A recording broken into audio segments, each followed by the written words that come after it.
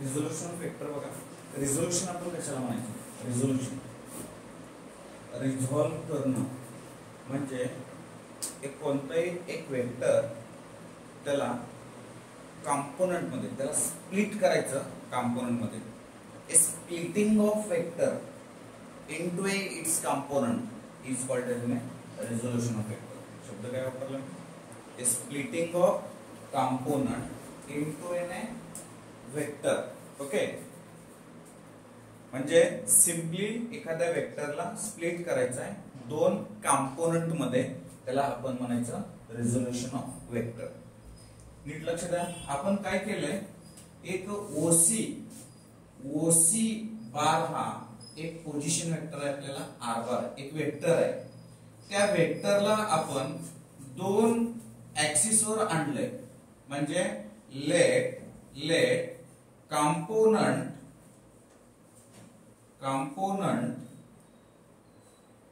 of r bar along x axis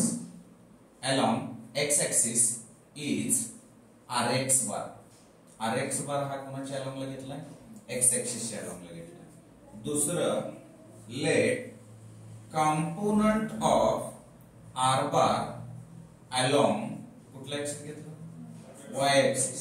काय आपल्याकडे ry bar आहे. बरं, त्याच्या आधी आपण याला एक पॅरलोग्राम कंप्लीट केला. कसं? OX वर कुणाला परपेंडिक्युलर टाकले? CA. म्हणून मी असं लिहू का? CA परपेंडिक्युलर ऑन OX आणि CB perpendicular on OY axis. In that way, OA is parallel to BC and AC is parallel to OB. म्हणजे या ठिकाणी याचं सोल्युशन हे काय असणार आहे? RY येणार आहे आणि हे काय येणार आहे? RX येणार आहे. नीट लक्ष द्या. त्याचा जो अँगल आहे तो कुठल्या ऍक्सिस सोबत आहे? X ऍक्सिस सोबत त्याने अँगल काय केला? क्रिएट केला. परत आपण काय केलं? आपण एक x ऍक्सिस y ऍक्सिस घेतला. आपण एक काय घेतलं? x ऍक्सिस y ऍक्सिस घेतला.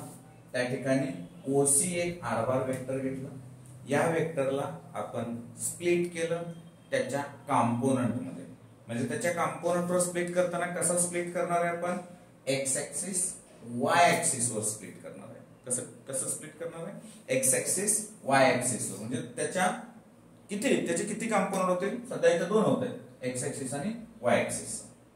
ओके, सो या वेक्टरला OX च्या अलोंग काय आहे? RX बार एक कंपोनेंट आहे. कुणाचा आहे? R बार या वेक्टरचा आहे.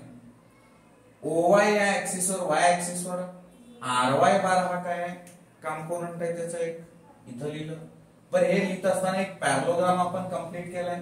त्याच्यामध्ये काय केलंय आपण? CA अशा पद्धतीने काढला की OX वर परपेंडिक्युलर आहे. CB अशा पद्धतीने काढला की तो OY वर परपेंडिक्युलर आहे. थीटा जो आहे तो जो वेक्टर आहे r बार, हा जो थीटा आहे हा कोणासोबत अँगल क्रिएट केलाय? x ऍक्सिस सोबत अँगल क्रिएट केलाय. बाय पॅरलोग्राम लॉ आपण असं लिहिता येईल का बघा? बाय पॅरलोग्राम लॉ झाले ना आपल्याला r बार बरोबर rx बार प्लस ry बार. आपण ट्रायंगल लॉ सुद्धा लिहू शकतो. पण सध्या हे पॅरलोग्राम ना इकडला आणि इकडल्या या दोघांच्या दोन ऍडजसंट वेक्टरची काय असते? सिम्पली ऍडिशन असते. ओके, सो त्यानुसार जर घेतला आपण, मग मी इथं तिथं ह्याला लिहितो. याचं एक इक्वेशन तयार झालं मला. RX bar I cap plus RY bar J cap. हे आता लक्षात ठेवा फक्त लक्षात ठेवा. मी आता इथं नावं दिलेत आपल्याला. आपण एक ट्रायंगल घेऊ. इन ट्रायंगल OAC हे परपेंडिक्युलर आहे. ट्रायंगल OAC मध्ये मला सांगा cos थीटा काय यायला पाहिजे?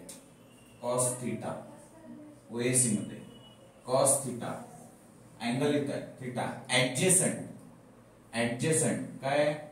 OA divide by OC. Okay, so therefore OA bar equal to OC bar cos theta. मग ओए काय आपल्याकडं RX बार बरोबर ओसी काय आपल्याकडं R बार कॉस थिटा इक्वेशन नंबर 1. त्याच अँगल मध्ये साइन थिटा घेतो. साइन थिटा त्याच ट्रायंगल मध्ये आपण साइन थिटा घेतलं काय असतं समोरील बाजू भागिले कर्ण म्हणजे समोरील काय रे CA बार डिवाइड बाय काय येतं OC बार. बघा CA bar divide by OC bar. then can I write here sin नाही मी इथं CA ला लिहितो CA bar equal to OC bar sin theta. so therefore CA म्हणजे काय आपल्याकडे RY काय RY बार बरोबर OC काय आपल्याकडे R बार sin theta इक्वेशन नंबर 2 घेतलं. काय घेतलं आपण इक्वेशन नंबर 2 घेतलं. बाबा आता ह्याच्यामध्ये काय करायचं आपल्याला इक्वेशन 1 आणि 2 स्क्वेअरिंग अँड देन ऍडिंग करायचं. काय करायचं आपल्याला पहिल्यांदा काय करायचं स्क्वेअरिंग अँड देन ऍडिंग म्हणजे काय डाव्या साईडचं स्क्वेअर करायचं बेरीज करायची उजव्या साईडचं स्क्वेअर करायचं बेरीज करायची.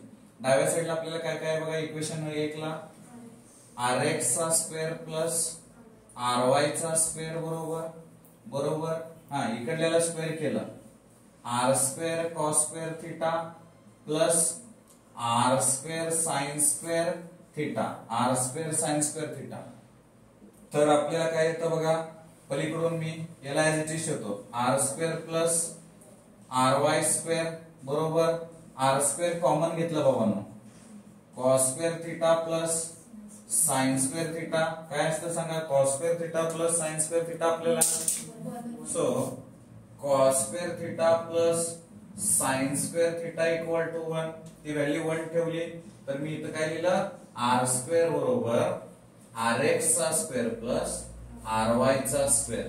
देन मला R बरोबर काय मिळालं स्क्वेअर रूट ऑफ RX चा स्क्वेअर प्लस RY चा स्क्वेअर. जे आता जस्ट एक प्रॉब्लेम सोडवला होता असंच आहे का याच्या आधीच्या प्रॉब्लेमला जे इक्वेशन घेतलं होतं ते आपण असंच घेतलं होतं ओके R एक साइडचा स्क्वेअर दुसऱ्या साइडचा स्क्वेअर बरोबर आहे. तर हे काय आलं आपल्याला मॅग्निट्यूड आलं या पद्धतीने R बरोबर square root of R square x RX चा स्क्वेअर प्लस RY चा स्क्वेअर. आपल्याला त्याचं डायरेक्शन काढायचं म्हणजे काय करू इक्वेशन 2